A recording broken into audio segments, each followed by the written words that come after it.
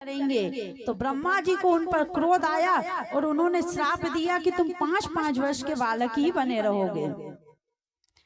अब जो ही ब्रह्मा जी को क्रोध आया तो उनकी भौं से एक रुद्र प्रकट हो गया। ब्रह्मा जी ने उससे कहा कि जाओ जाकर सृष्टि करो। अब वो सृष्टि करने लगा तो सृष्टि में भूत प्रेत इत्यादि उसने डाल दिए। तो ब्रह्मा जी कहते भैया तेरी सृष्टि तू यहीं रहने दे और जा जाकर भगवान के भजन कर। अब ब्रह्मा जी बेटे हैं तो उनके एक भाग से मनु और दूसरे भाग से शत्रुपा प्रकट हुए।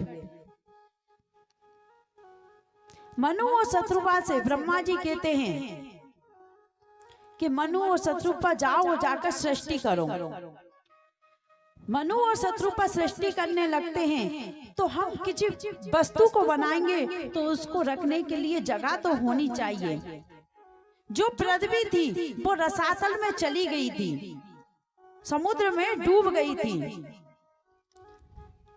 अब मनु और शत्रुपा ब्रह्मा जी के पास आते हैं और कहते हैं कि पिताजी हम सृष्टि तो करें लेकिन उसको रखे कहां पर, क्योंकि पृथ्वी तो है नहीं है। तो ब्रह्मा जी की दिमाग में जो ही हलचल हुआ तो उनकी नासिका से एक सुगर रूप प्रकट हुआ। बोलिए 12 भगवान की जय। 12 भगवान प्रकट हुए। ब्रह्मा जी कहते हैं कि बड़ा जाओ जाकर पृथ्वी को लेकर आओ। बड़ा भगवान जाते हैं और रसातल से पृथ्वी को अपने दांतों पर लेकर बाहर आते हैं। जैसे ही बाहर आए तो हिरण्याक्ष नाम का दैत्य वहां खड़ा था और वो कहता है कि इस पृथ्वी को ले जाना है तो पहले मुझसे युद्ध करना पड़ेगा। भगवान कहते हैं कि तू दूर हट, क्यों मुझसे युद्ध करना चाहता है? कुत्ते जैसा तेरा मुंह है। तो वो बोलता है कि आपके स्वर जैसा मुंह है। दोनों में युद्ध हुआ। भगवान ने अपनी गदा से जोर से प्रहार किया, हिरण्याकश्यप का वध कर दिया। बोलिए भक्तवत्सल भगवान की जय। और भगवान ने पृथ्वी को अपने यथा योग स्थान पर लाकर स्थापित कर दिया। अब मनु महाराज ने सृष्टि करना आरंभ किया तो उनके यहाँ 2 पुत्र और 3 पुत्रियां हुई। पुत्रियों के नाम है आकृति, देवहूति और प्रसूति। पुत्रों के नाम है प्रियव्रत और उत्तानपाद। सुखदेव जी महाराज कहते हैं परीक्षित आकृति का विवाह हुआ रुचि प्रजापति के साथ और देवहूति का विवाह हुआ कर्दम मुनि के साथ। इनके यहाँ भगवान कपिल का अवतार हुआ था। बोलिए कपिल देव भगवान की जय। और जो इनके पुत्र है उत्तनपाद, इन उत्तनपाद राजा की 2 पत्नियां हैं। एक का नाम है सुरुचि और एक का नाम है सुनीति। जो सुनीति है वो बड़ी पत्नी है और जो सुरुचि है वो छोटी है। जब सुरुचि आई तो राजा ने सुनीति को अपने महल से बाहर एक कुटिया में रहने के लिए छोड़ दिया। उस समय वो गर्भवती थी। अब कुछ समय पश्चात दोनों ने एक एक पुत्र को जन्म दिया। एक बार राजा वन में भ्रमण करने के लिए गए तो कई दिनों तक राजा उधर ही घूमते रहे। जब राजा एक बार युद्ध करने के लिए गए तो वहां युद्ध में राजा जीत कर आए तो अपने मेल वाले सभी नगरवासियों ने बड़ी खुशी मनाई कि हमारे राजा जीत कर आए हैं।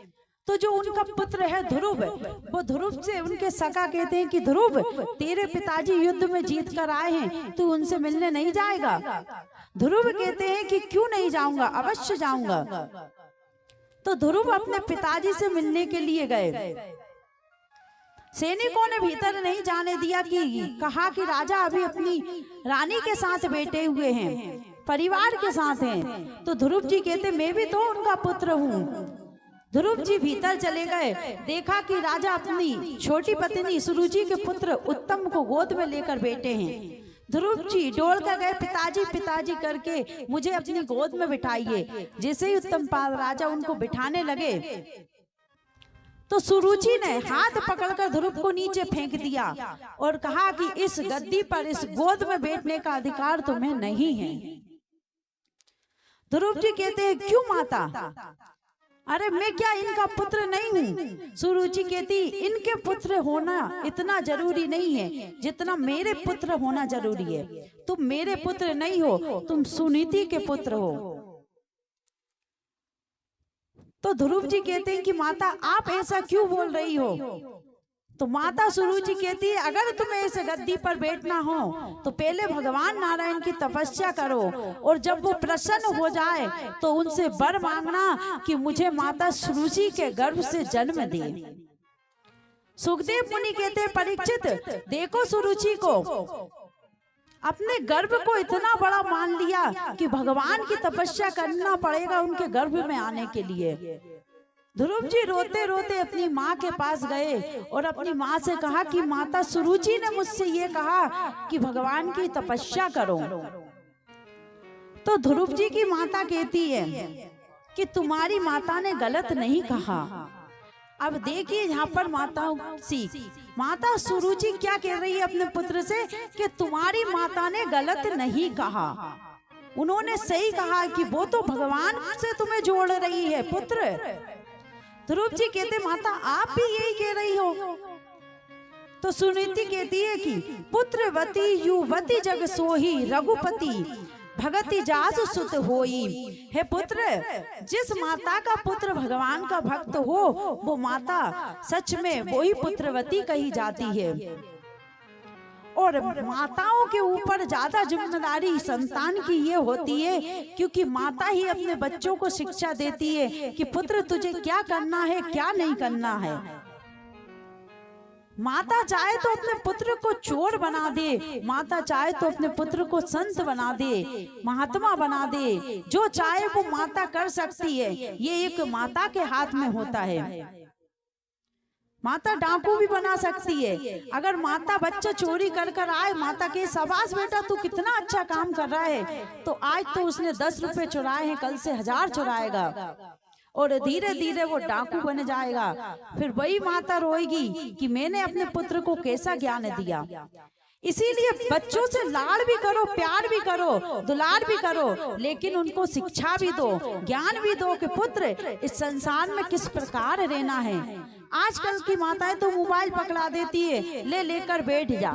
अब वो जो देखेगा वो ही तो करेगा। जो बच्चों की बुद्धि का बढ़ने का समय होता है उस समय आप उनको मोबाइल देकर उनको और कमजोर कर देती हो, क्योंकि फिर उनका दिमाग जो है वो काम नहीं करता है। अब ध्रुव 5 वर्ष के हैं और अपनी माता से कह रहे माता आप क्या कह रही हो। उनकी माता अपने बेटे पर से कह रही है कि तू जा वन में भगवान की भक्ति कर। आप कह सकती हो कि अपने पुत्र से के पुत्र तू जाओ जाकर भगवान की भक्ति कर। एक ही पुत्र है, उन माता का भी एक लौता पुत्र है, लेकिन वो कह रही है जाओ जाकर भगवान की भक्ति कर। इसीलिए हर माता से प्रार्थना है कि अपने बच्चों को सुंदर शिक्षा दो, चाहे बेटा हो चाहे बेटी हो, ज्ञान अवश्य दो, अपने से बड़ों की बात मानो, जैसा आप करोगी वैसा ही वो सीखेंगे। आप कथा सुनने के लिए आई, आपके बच्चों को भी साथ लाइए, क्योंकि आज वो देखेंगे तो कल वो भी यही कार्य करेंगे। अगर आज आप चोरी करोगी तो कल वो भी चोरी करेगा। इसी प्रकार अपने बच्चे को साथ लाओ कथा भागवत में। अब कुछ लोग सोचते हैं कि बच्चों को ले जाकर क्या करेंगे, गधरी तो करेंगे। नहीं, एक बात तो उनको अवश्य श्रवण में कथा में आएगी कि कुछ तो बात है, जब इतने सारे लोग बैठे हैं तो हम भी यहाँ पर बैठकर सुने। आज नहीं तो कल उनके समझ में आएगी। इसीलिए जहाँ भी जाओ तो अपने बच्चों को कथा में साथ ले जाओ। यूँ घूमने की नहीं कह रहे कि आप लंदन जा रहे तो अपने बच्चे को साथ ले जाओ, नहीं, भगवान के भजन में जाओ, मंदिर जाओ तो अपने बच्चों को साथ ले जाओ, क्योंकि ये हमारे संस्कार हैं। और उनको तिलक लगाकर रोज स्कूल भेजा करो, क्योंकि जिसके माथे पर तिलक होता है उससे ये पहचान होती है कि ये हिंदू है, और जिसके माथे पर तिलक होता है उसके ऊपर तो भगवान की कृपा होती है। जो सोना चांदी पहन कर हम बैठे हैं, इसके ऊपर तो चोरों की निगाह पड़ती है। और जो गले में हम तुलसी माला पहन कर बैठेंगे तो माखन चोर की नजर हमारे ऊपर पड़ेगी, कि माखन चोर की नजर हमारे ऊपर पड़ेगी। इसलिए गले में तुलसी माला और मस्तिष्क पर तिलक होना चाहिए। जो तिलक होता है वो भगवान के चरण चिन्ह होते हैं। इसीलिए अपने बच्चों को, परिवार में सब अच्छे अच्छे संस्कार दो, क्योंकि ये कलयुग है। कलयुग में संस्कार ही काम आएंगे। अब माता सुरुचि ध्रुव से कह रही है, पुत्र तेरी माता ने गलत नहीं कहा है, तू जा और जाकर भगवान का भजन कर पुत्र, मेरा आशीर्वाद है तुझे। तो ध्रुव कहते हैं कि माता मुझे वन में डर लगेगा, मैं अकेले कैसे जाऊं। तो माता सुनीति कहती है कि पुत्र उस वन में भगवान भी है, भगवान कण कण में है, हर जगह वो व्याप्त हैं। तुम हर जगह तुम्हें भगवान प्राप्त होंगे। तुम जाओ और डरो मत, तुम्हारे साथ परमात्मा है। अब देखिए 5 वर्ष का बालक जो भगवान को प्राप्त करने के लिए जा रहे हैं ध्रुव जी। अब इधर जब ध्रुव जी जा रहे हैं तो विचार कर रहे हैं, तो क्या करूंगा वन में जाकर, कैसे भगवान को प्राप्त करूंगा। तभी भगवान नारायण ने देखा कि 5 वर्ष का बालक है और अकेला वन में जा रहा है। तो नारद जी से कहा, नारद जी आप ध्रुव के पास जाइए। नारद जी आते हैं और ध्रुव आ रहे हैं, इधर से नारद जी जा रहे हैं। ध्रुव ने जैसे ही नारद जी को देखा तो देखकर प्रणाम कर लिया। और जैसे ही प्रणाम किया तो नारद जी ने कहा कि पहली सीढ़ी तो पक्की है, यानी संस्कार इसमें अच्छे हैं कि एक संत को देखकर इसने प्रणाम किया। अब नारद जी उनके पास पहुंचे और कहा कि पुत्र तुम कौन हो और कहाँ जा रहे हो। तो ध्रुव जी कहते हैं, मैं उत्तनपाद राजा का पुत्र हूँ और वन में भगवान को प्रकट करने के लिए जा रहा हूँ। तो नारद जी कहते हैं,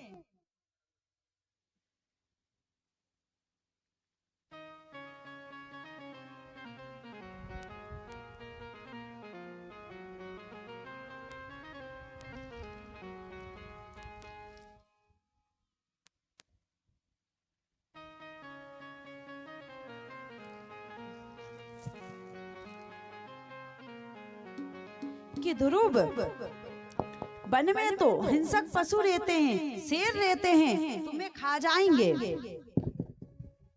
ध्रुव जी कहते हैं, नहीं मेरी माँ कहती है कि शेर में भी भगवान है, भगवान हर जगह है, वो मेरी रक्षा करेंगे। नारद जी कहते हैं विश्वास पक्का है।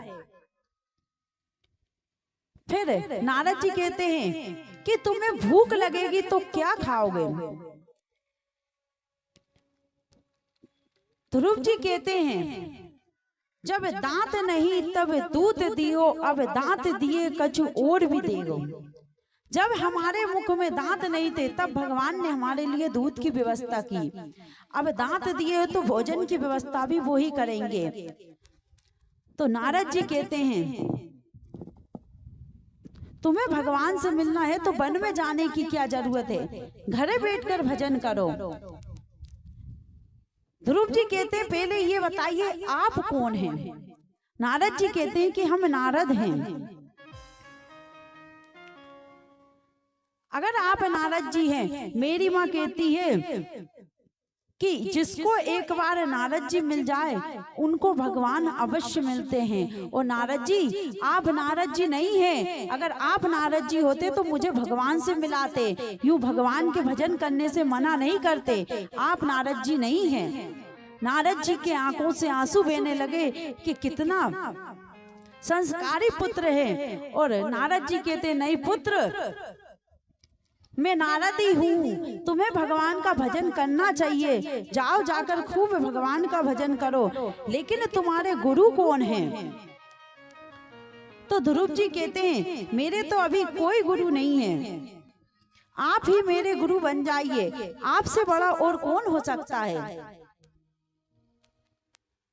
तो नारद जी कहते मैं तुम्हें गुरु मंत्र देता हूँ, उसका जाप करना और तुम्हें भगवान की प्राप्ति अवश्य होगी। तो नारद जी ने उनको मंत्र दिया, ओम नमो भगवते वासुदेवाय। ओम नमो भगवते वासुदेवाय। ओम नमो भगवते वासुदेवाय। ओम नमो भगवते वासुदेवाय। वासुदेवाय मेरा कृष्ण नाथाय। वासुदेवाय मेरो कृष्ण देवाय। वासुदेवाय मेरो कृष्ण नाथाय। ओम नमो भगवते वासुदेवाय। ओम नमो भगवते वासुदेवाय। हरि बोल श्री राधे।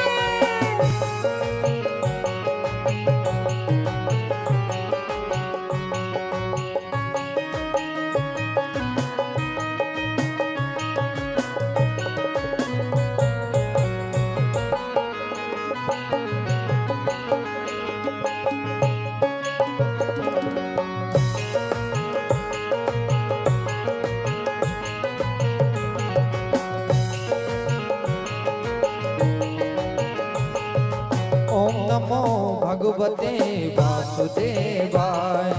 ओम नमो भगवते वासुदेवाय। वासुदेवाय मेरा कृष्ण नाथाय। वासुदेवाय मेरो कृष्ण नाथाय। वासुदेवाय मेरा कृष्ण नाथाय। वासुदेवाय मेरो कृष्ण नाथाय। ओम नमो भगवते वासुदेवाय। ओम नमो भगवते वासुदेवाय। हरि बोल।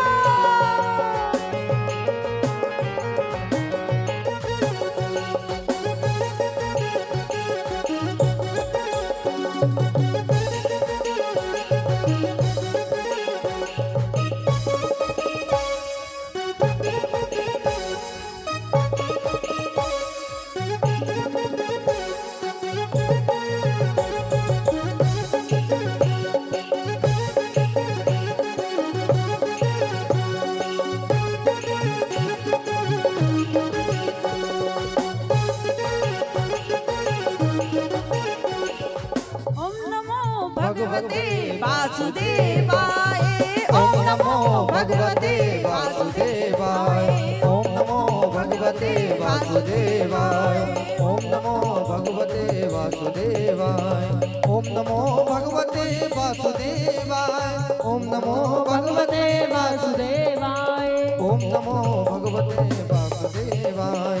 ओम नमो भगवते वासुदेवाय। ओम नमो भगवते वासुदेवाय।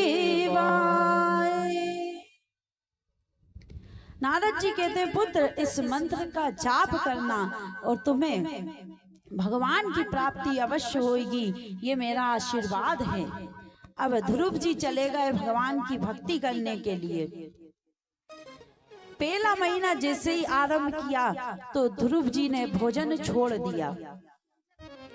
फल खाकर ध्रुव जी रहते हैं। दूसरा महीना आरंभ हुआ तो ध्रुव जी ने फल भी छोड़ दिए, जल पान करके रहते हैं। और तीसरा महीना जैसे ही आरंभ हुआ तो ध्रुव जी ने जल भी छोड़ दिया। पत्ते श्वास की जो हवा होती उसके द्वारा वो जीवित रहे। चौथा और पांचवा महीना आया तो ध्रुव जी ने श्वास को भी अपने अंदर रोक लिया।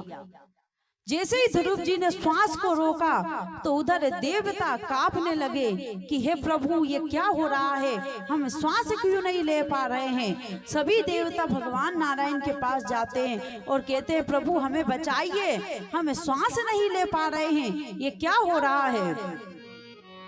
भगवान कहते हैं, देवताओं चिंता मत करो, मेरा परम भक्त है, वो मेरी तपस्या कर रहा है, उसने अपनी श्वास को रोक लिया है, इसीलिए तुम्हें श्वास लेने में कष्ट हो रहा है। तो देवता कहते, प्रभु जल्दी जाइए और जाकर उनको दर्शन दीजिए। भगवान ध्रुव जी के अंदर एक झांकी है, उसका दर्शन वो अंदर ही अंदर कर रहे हैं। जैसे ही भगवान नारायण प्रकट हुए तो भगवान नारायण खड़े हैं और देख रहे हैं कि ध्रुव आंख कब खोलेगा, लेकिन ध्रुव तो अंतर ध्यान है। भगवान ने जैसे ही अपनी झांकी को हटाया और कहा कि ध्रुव नेत्र खोलो। जैसे ही ध्रुव नेत्र खोलते हैं और भगवान को देखकर ध्रुव रो रहे हैं और मन ही मन मुस्कुरा रहे हैं। क्या बोले मुख से निकल नहीं रहा है। भगवान ने अपना शंख ध्रुव के गाल से लगाया है। कहा जाता है मुख करोति वाचाल पंगु चढ़वई गिरिवर गहन यत कृपा तहम बंदे परमानंद माधवा। जिस पर भगवान की कृपा हो जाए वो गूंगा भी बोलने लगता है और लंगड़ा भी दुर्गम पहाड़ पर चढ़ जाता है। ध्रुव जी ने भगवान की स्तुति की, उनसे विनती की और भगवान ने ध्रुव को अपनी गोद में बिठा लिया और कहा पुत्र बता तुझे क्या चाहिए। तो ध्रुव जी कहते प्रभु मुझे कुछ नहीं चाहिए। भगवान कहते तूने जिसके लिए तपस्या की है वो फल तो मैं तुझे अवश्य दूंगा। तुझे तेरा राज्य चाहिए, तुझे उस सिंहासन पर बैठना है पुत्र, मेरा आशीर्वाद है तू उस राज्य का भोग करेगा। ध्रुव जी कहते नहीं प्रभु मुझे नहीं चाहिए, मुझे तो आपकी भक्ति चाहिए। तो भगवान कहते मेरी भक्ति तो तुझे प्राप्त हो चुकी है ध्रुव, अब जाओ और जाकर मेरा आदेश है अपने राज्य को राज्य करो। कहा जाता है जा पर कृपा राम की होई ता पर कृपा करे सब कोई। अब ध्रुव अपनी घर के ओर जा रहे हैं। उधर राजा उत्तमपाद को पता चला कि मेरे पुत्र ने भगवान को प्राप्त कर लिया है, तो घोड़ा हाथी लेकर आ रहे हैं। देखिए वही राजा अपने पुत्र को गोद में नहीं बिठा पाए, वो आज उनके लिए हाथी घोड़ा लेकर आ रहे हैं कि मेरे पुत्र को मैं लेकर जाऊंगा। अब जब महल में ध्रुव पहुंचे तो सर्वप्रथम उन्होंने अपनी माता सुरुचि को प्रणाम किया और कहते हैं माता अगर तुम नहीं होती तो मुझे आज गोविंद नहीं मिलते, आज मुझे भगवान की प्राप्ति नहीं हो पाती। वही माता सुरुचि आरती की थाली लेकर खड़ी है, ध्रुव की आरती उतार रही है। राजा उत्तमपाद ध्रुव जी का राज्य तिलक करके और वन को चले गए भगवान की भक्ति करने के लिए। कई हजार वर्षों तक ध्रुव ने राज्य किया। जो ध्रुव के भाई थे उत्तम, उन्होंने कुबेर के बगीचे को नष्ट करने लगे तो भागे यक्षों ने उनको मार दिया। तो ध्रुव जी को क्रोध आया, सेना लेकर युद्ध करने के लिए गए। तो उनके जो दादा थे पितामह, उन्होंने वो आए और आकर उन्होंने ध्रुव को रोका। मनु महाराज ने कहा पुत्र तुम भगवान के भक्त हो, तुम ये अहिंसा क्यों कर रहे हो? अरे तुम्हारा भाई उद्दंड था इसीलिए उसकी मृत्यु हुई है। अब तुम जाओ और जाकर भगवान का भजन करो, ये राजपाट छोड़ो, ये मोह माया छोड़ो। उसी समय ध्रुव घर छोड़कर चले गए गंगा जी के किनारे। वहां जाकर भगवान का भजन करने लगे तो गंगा मैया आवाज कर रही है, कल कल कल आवाज निकल रही है। तो ध्रुव जी ध्यान नहीं कर पा रहे हैं, उठ के जाने लगते हैं। तो गंगा मैया कहती है पुत्र तुम क्यों जा रहे हो, बैठकर भजन ही करो। ध्रुव जी कहते माता आपकी ये आवाज मुझे भजन नहीं करने दे रही है। तो गंगा मैया कहती पुत्र मैं आज से तू यहाँ भजन करेगा, मैं शांत रहूंगी। आज भी ऋषिकेश में गंगा मैया शांत भी रही है, आवाज नहीं करती है। कई हजार वर्षों तक ध्रुव जी ने तपस्या की। तो जब उनकी तपस्या पूर्ण हुई, भगवान के यहाँ से पार्षद आए उनको लेने के लिए, विमान लेकर आए। विमान में जैसे ध्रुव चढ़ने वाले थे तो कालदेव प्रकट हो गए और कहा ध्रुव सा शरीर इस संसार से कोई नहीं जा सकता, आपको आपका शरीर यही छोड़कर जाना होगा। ध्रुव जी ने पार्षदों की ओर देखा, अब क्या करूं? पार्षद कहते इनसे कहो कि सिर नीचा करे। जैसे ही कालदेव ने सिर नीचा किया, ध्रुव जी उनके मस्तिष्क पर चरण रखकर विमान में विराजमान हो गए और भगवान के धाम को चले गए। बोलिए भक्त वत्सल भगवान की जय हो। आज भी ध्रुव जी का अलग लोक है, ध्रुव लोक। भगवान के धाम को चले गए। इधर परीक्षित महाराज कहते हैं कि गुरुवर, आपने मनु महाराज की 2 पुत्रियों के वंश के बारे में बताया, लेकिन उनकी छोटी बेटी का विवाह किससे हुआ, प्रसूति का? तो सुखदेव मुनि कहते हैं कि हे राजन, प्रसूति का विवाह हुआ दक्ष प्रजापति के साथ। परीक्षित महाराज कहते हैं दक्ष प्रजापति तो वो हैं, इनके यहाँ माता सती का जन्म हुआ और उन्हीं के यज्ञ में उन्होंने अपने प्राण त्याग कर दिए थे। हे गुरुवर, मुझे वो कथा सुनाइए, किस प्रकार माता सती ने अपने प्राणों का त्याग किया था। सुखदेव मुनि कहते हैं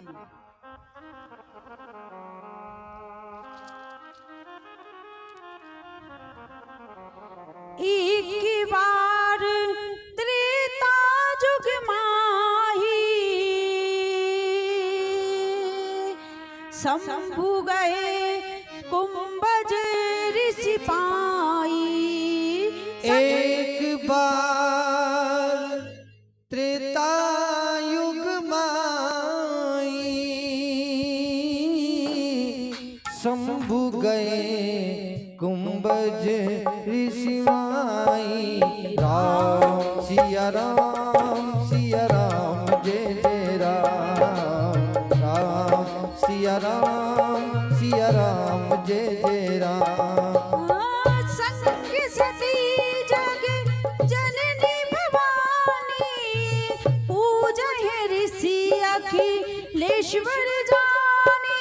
राम सिया राम जय जय राम। राम सिया राम जय जय राम। हो संग सती जग जननी भवानी पूजन ऋषि अखिलेश्वर ज्ञानी।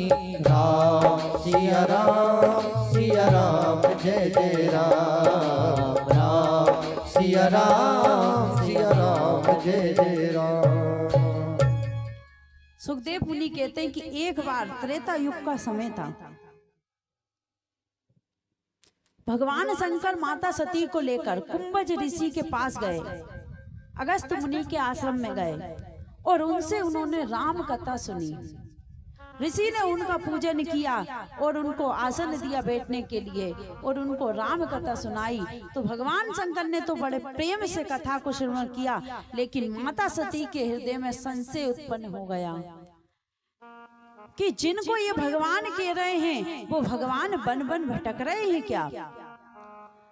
अब मुनि से विदा लेकर तो भगवान शंकर कहते हैं मुनि हमें विदा दीजिए, अब हम जाना चाहते हैं। भगवान शंकर माता सती को लेकर आकाश मार्ग से जा रहे हैं। उस समय भगवान राम जी की लीला चल रही थी। माता सीता का हरण रावण ने कर लिया था। तो भगवान शंकर जब जा रहे थे तो उन्होंने भगवान को देखकर प्रणाम किया कि हे प्रभु, आपकी लीला अपरंपार है, इसका पार कोई नहीं पा सकता है। अब माता सती कहती है ये मनुष्य है और इन मनुष्य को भगवान प्रणाम कर रहे हैं। भगवान शंकर समझ गए कि सती के अंदर संशय उत्पन्न हो गया, इसको मिटाना पड़ेगा। तो भगवान शंकर एक वृक्ष के नीचे जाकर बैठ गए और कहा कि सती तुम चाहो तो उनकी परीक्षा लेकर आओ। माता सती कहती है मैं उनकी परीक्षा नहीं लूंगी, बस देखकर वापस आ जाऊंगी। भगवान शंकर कहते जो तुम्हारे मन अति संदेह हुआ सो तुम जाओ परीक्षा ले। माता सती भगवान राम की परीक्षा लेने के लिए गई। तो माता सती कहती है क्या करूं। उस वक्त भगवान माता सीता को ढूंढ रहे थे और सभी वृक्षों से पूछ रहे थे हे खग मृग हे मधुकर सेनी तुम देखी सीता मृग नैनी, क्या तुमने मेरी सीते को कहीं देखा है।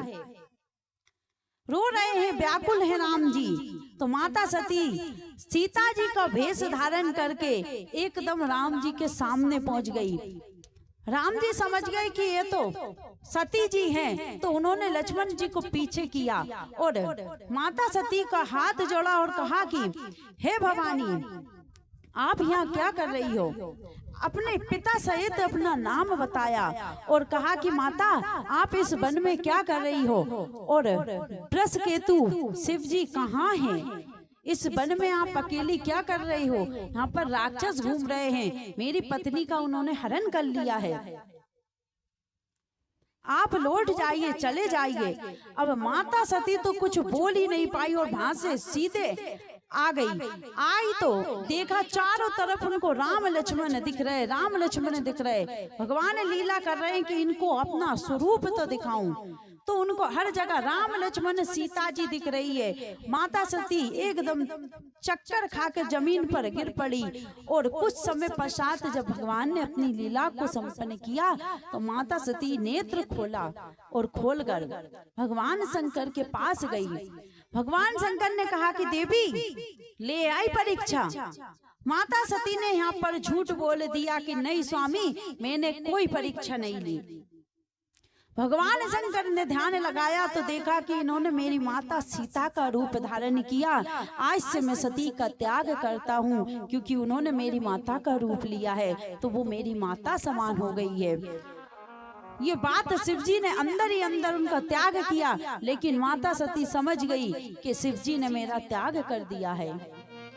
अब कैलाश पर्वत पर जैसे ही गई, भगवान शंकर तो तपस्या में बैठ गए। माता सती वही रहती और अपने मन में दुख मनाती कि मैंने प्रभु से झूठ बोला और मैंने सीता का रूप धारण किया, अब मैं इस शरीर का क्या करूंगी। भगवान शंकर अपनी तपस्या को पूर्ण किया, माता सती को सामने बैठने के लिए स्थान दिया, तो माता सती को कथा सुना रहे प्राणों की। अब उसी समय क्या होता है, जो सती जी के पिताजी है दक्ष, उन्होंने एक यज्ञ रखा और उस यज्ञ में सभी को बुलाया, लेकिन भगवान शंकर को नहीं बुलाया। सभी देवता आकाश मार्ग से जा रहे हैं, माता सती देख रही है, सभी देवांगनाएं जा रही है और उनसे पूछा कि देवियों आप कहाँ जा रही हैं? तो वो कहती हैं आपके पिताजी यज्ञ कर रहे हैं, वहां पर जा रहे हैं, आपको नहीं बुलाया क्या? माता सती कहती हाँ बुलाया है, नारद जी आए होंगे स्वामी के पास, आप चलिए हम आ रहे हैं।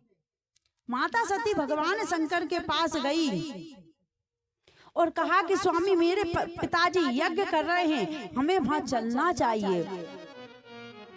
भगवान शंकर कहते हैं कि देवी आपके पिताजी ने हमें बुलाया नहीं है। तो माता सती कहती है कि स्वामी पिता के घर तो बिना बुलाए जा सकते हैं, 4 जगह बिना बुलाए हम जा सकते हैं, पिता के घर, गुरु के घर, मित्र के घर और किसी की बेटी का विवाह हो वहां पर। अगर वो व्यक्ति बुलाना भूल गया हो तो जा सकते हैं, अगर वो हमसे द्वेष रखता है, यानी कि वो ये सोचता है कि इसको बुलाकर वो हमारा अपमान करना चाहता है, तो हमें नहीं जाना चाहिए। और तुम्हारे पिताजी ने मेरा अपमान करने के लिए ही हमें नहीं बुलाया है। हे सती, एक बार जब देवताओं ने सभा रखी, उस सभा में सभी को बुलाया, मैं भी गया था। मैं जहाँ भी जाता हूँ तो भगवान के ध्यान में बैठ जाता हूँ। तुम्हारे पिताजी कब आए इस बात का मुझे पता नहीं है, सभी ने उनका सम्मान किया, मैं खड़ा होकर उनका सम्मान नहीं किया। इस बात का उन्हें बुरा लग गया कि मेरा जमाई होकर मेरा सम्मान नहीं कर सकता। तो माता सती कहती है आप नहीं जा सकते तो मैं तो जा सकती हूँ, मेरे पिताजी हैं वो। भगवान शंकर ने बहुत समझाया, कहीं देखा हर जतन बहु रहे न दक्ष कुमार,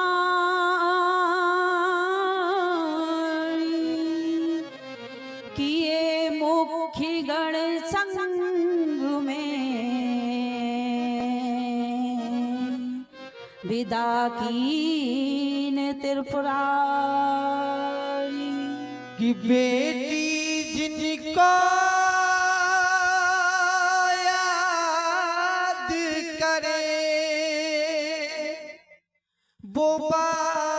निराले होते हैं,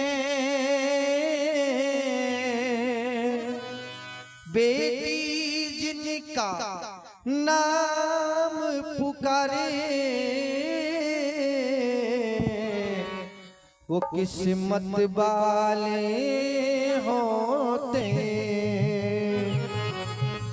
नहीं बुलावा आया है हमको, नहीं बुलाया है, नहीं बुलावा आया है हमको, नहीं बुलाया है, नहीं बुलावा आया है हमको, नहीं बुलाया है, नहीं बुलावा आया है हमको, नहीं बुलाया है। ओ नहीं बुलावा, हाँ नहीं बुलावा आया है हमको ना